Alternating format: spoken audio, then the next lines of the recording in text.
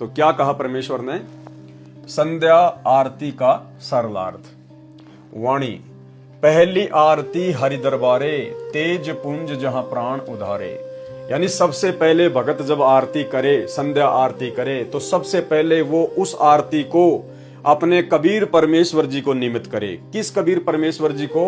सतगुरु कबीर परमेश्वर जी को। जो कबीर परमेश्वर आज सतलोक से अपने रूप को हल्का करके हुए आप और हमें भक्ति प्रदान करने के लिए सतगुरु का चोला धारण करके धरती पर प्रकट हैं। उस परमेश्वर के सतलोक के निमित्त, उस परमेश्वर के अमर लोक के निमित्त हम ये आरती करें। यानी जब हम संध्या आरती की शुरुआत करें तो हम सतलोक को ध्यान में रखकर, हमारे निज घर को ध्यान में रखकर कि हमने वापस उसी घर में जाना है जिस घर में वापस जाने के लिए हम ये आरतियां कर रहे हैं। तो पहली आरती हरि दरबारे, हरि दरबार यानी उस कबीर परमेश्वर सतगुरु रामपाल जी भगवान का सतलोक। और तेज पुंज जहां प्राण उधारे, जहां पर मैं अपनी आत्मा का उद्धार करवाकर और तेज पुंज का शरीर प्राप्त करूंगा। यानी जब मेरा मोक्ष हो जाएगा तो वहां जाने के बाद मुझे तेज पुंज का शरीर प्राप्त होगा। पहली आरती हरि दरबारे और तेज पुंज जहां प्राण उधारे, पाती पंच पोहप कर पूजा और देव निरंजन और न दूजा। ये आरती करने की थोड़ी सी विधि बताई है परमेश्वर जी ने, लेकिन आप और हमारे को गुरुदेव भगवान ने जो सहज विधि बताई है नाम दीक्षा देते समय, तीनों समय की आरती करते समय, हमने केवल उसी सहज विधि के साथ में आरती करनी है। यानी जिस समय गुरुदेव भगवान ने हमें नाम दीक्षा दी थी और 5 यज्ञ प्रतिदिन करने के लिए दिए थे, उनके तहत हमने केवल एक ही ज्योति अपने घर पर रोजाना हवन यज्ञ के तहत प्रज्वलित करनी है, जलानी है। बाकी ये पाती पंच पोहप कर पूजा, ये परमेश्वर का अपना विधान अलग है। ये या तो पाठ प्रकाश के समय में की जाती है या परमेश्वर सतलोक के निमित्त हमारे को दिशा निर्देश दे रहे हैं।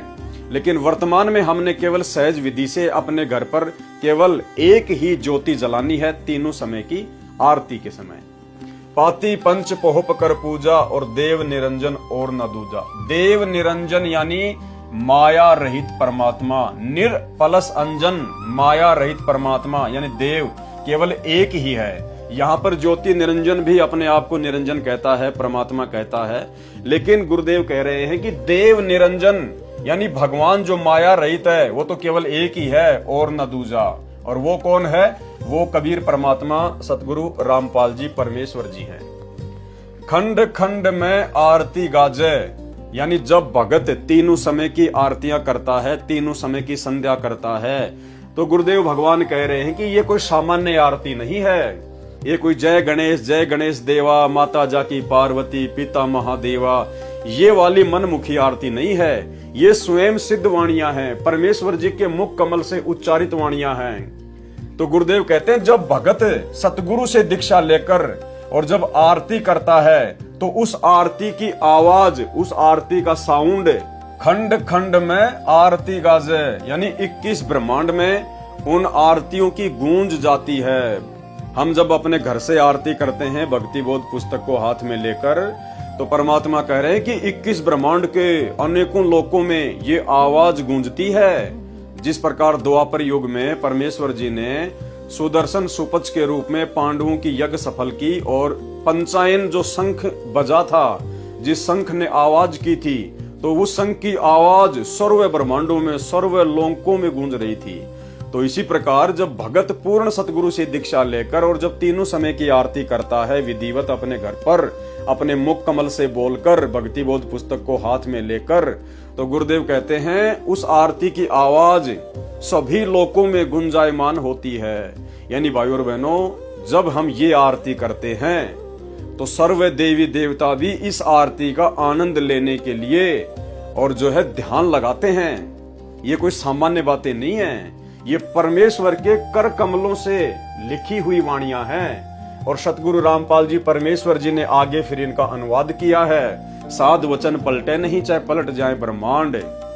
तो अब धर्मराज के दरबार में हमारा जो बैंक बैलेंस जमा होगा, हमारा जो भक्ति धन जमा होगा उसका ऋण चुकाने के लिए, तो वो केवल उन्हीं आत्माओं का जमा होगा जो आत्माएं परमेश्वर के विधि विधान अनुसार इन वाणियों को पढ़ेंगी, इनका पाठ करेंगी, क्योंकि गुरुदेव ने हमें ये पाठ करने के लिए दिया है, मोबाइल में सुनने के लिए नहीं दी आरतियां।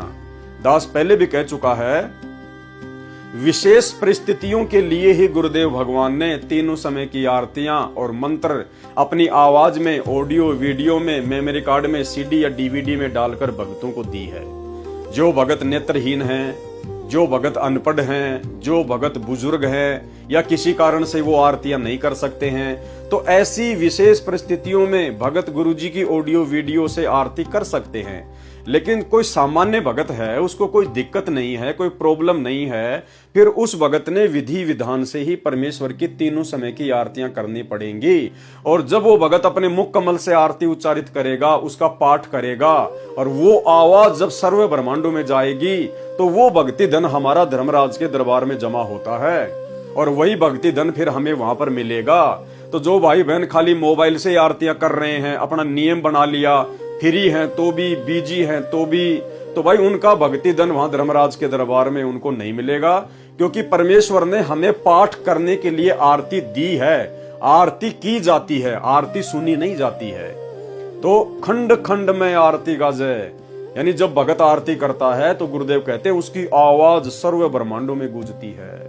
देवी देवता भी आरतियां सुनते हैं ये वाली, वो भी आकर्षित होते हैं कि कहां से ऐसी अमृत वाणियों का प्रसारण हो रहा है। तो हम भाई बहनों ने कितने सावधानी से, कितने प्यार से, कितने मगन होकर सब प्रकार की चिंताएं, चाहे कैसी भी चिंताएं इस काल ने हमारे को डाल रखी हैं, हमने सारी चिंताएं आरतियों के समय, मंत्र करते समय हटाकर केवल अपने गुरुदेव के निमित्त होकर ये आरतियां प्रेम मगन होकर गानी होती हैं, ताकि इन आरतियों का हमारे को भरपूर लाभ प्राप्त हो सके।